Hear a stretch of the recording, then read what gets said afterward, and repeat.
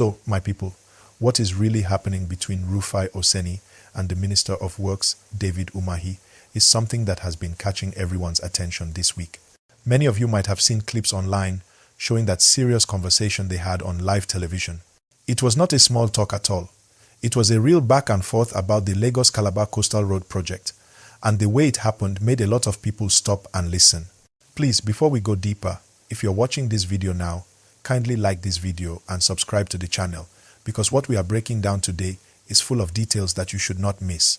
Now, this Lagos-Calabar Coastal Highway is one of the biggest road projects Nigeria has ever planned. It's supposed to run all the way from Lagos by the coast, passing through Ogun, Ondo, Delta, Bayelsa, Rivers, Akwa Ibom, and end in Calabar. The idea behind it is beautiful. Connect the southwest to the south-south, boost trade, tourism, and movement of goods and people. On paper, it looks like the kind of project that could really open up the economy. But the main issue that has caused argument is how much it will cost and how transparent the whole process has been. So when Rufai Oseni, who is a journalist and anchor on Arise TV, had the minister David Umahi on the show, he decided to ask him tough questions about that. He wanted to know why the cost seems so high, why people are saying some parts of the project are not clear, and why there are so many stories flying around. It was supposed to be a normal interview, but the way it turned out became something else. Remember to like this video and subscribe so you don't miss the rest of this gist. During the interview, Rufai asked Umahi to explain how the cost of the project was calculated. Some reports had suggested that the cost might be in the trillions, and many Nigerians are asking if that figure makes sense, especially when the country is struggling with other pressing needs.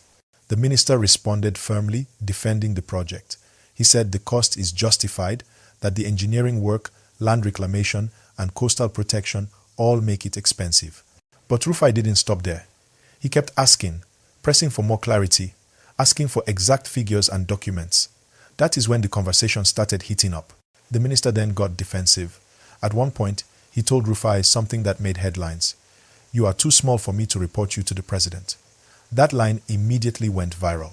People started sharing the clip everywhere, and the internet exploded with comments. Some said the minister should not have spoken that way on live television. Others said Rufai was being too harsh. The debate became bigger than just an interview. It turned into a national discussion about how government officials handle questions and how journalists do their jobs. Don't forget to like this video and subscribe so more people can join this conversation. Now, let's look at the background of this whole Lagos-Calabar project so you understand why emotions are high. The project was first announced many years ago, but it has gained more attention recently after construction work started in Lagos. Some properties were affected, especially along the Lekki and coastal areas, and that created tension. People whose buildings or businesses were marked for demolition started complaining. Others said there was not enough public notice or compensation. So the moment money and land came into it, you can already imagine how sensitive it became. Then came questions about which companies are handling the contracts. Some people started saying that the process was not open enough. Others argued that the companies involved should be clearly named and the details of the agreements should be made public. Nigerians are simply saying, we need transparency. And that's why when Rufai asked those questions, many people felt he was speaking for the public. They wanted him to get answers from the minister. On the other professor in practice. I'm professor in practice. Okay. I understand engineering very well. So secondly, and you have no knowledge of what you ask. If you will let me, you have no knowledge. If you will let me ask. So you keep quiet. Okay. And then stop. Okay. You know, Minister, it's all right. Keep dignifying yourself and let the world see you for who you are. If you allow me speak, the other 100 kilometers that you said they've added to it, we would like to know the cost per kilometer of that one. And the Winsome Homes, the case is in court. Now, I would like to know the cost per kilometer for that one. I would like to also know the over 700 billion first tranche of loan you guys got for this project. Has the money been spent? How was the money deployed? I would also like to know. I would also like to know the terms of that loan. All right? How many years? What's the payback period? What's the payback moratorium of that loan? And for the Winsome Homes, isn't it interesting that as somebody that's been a governor in the state, you know the law, a case is in court, and then you're coming to talk about the details of the cases in court. Because you denied that the case was not in court, now you've already accepted that the case is in court. So is it not just better you thrash it out with the woman that he's been reporting a case in public that we all heard, and I ask you questions based on that. So, Minister, just answer the questions. I've got no axe to grind with you. You know that. We've spoken many times. In fact, when your people called to book, I booked them, and I said you should come on air. So please just tell us those information. It's very important, Minister. Share this video. On the other hand, the minister, David Umahi, who was once a governor and is now in charge of works nationwide, said he is doing his best to deliver quality infrastructure. He believes people are misinformed, that many of the figures going around are not true, and that if critics keep talking without facts, investors may be scared away. That is also an important point. Because if big investors feel Nigeria is not stable or that every project will become a controversy, they may not want to bring money in. So there is a balance that must be found between transparency and not damaging investor confidence. Please, if you are following this story, like this video now and subscribe to this channel. We always bring you the kind of analysis that helps you understand what's really going on in the country. When you like and subscribe, you help more people see the truth behind these trending stories. Now back to the gist. After the on-air exchange, social media was divided. Some praised Rufai for holding government accountable. They said that is what journalism is meant to do, ask the tough questions, no matter who is in power. Others said he should have been calmer, that his tone made it look personal. On the other side, Umahi's supporters said the minister is being unfairly attacked and that he is trying to deliver a major project that will benefit the nation. You can see that both sides have strong views, and that's why this story refuses to die down. What I personally find interesting is how one live interview can expose so many deep issues in Nigeria's governance. It shows that people are hungry for answers. They want to know how their tax money is being spent. They want to see documents, contracts, and proof that the right thing is being done. And when leaders respond with irritation instead of information, it only fuels suspicion.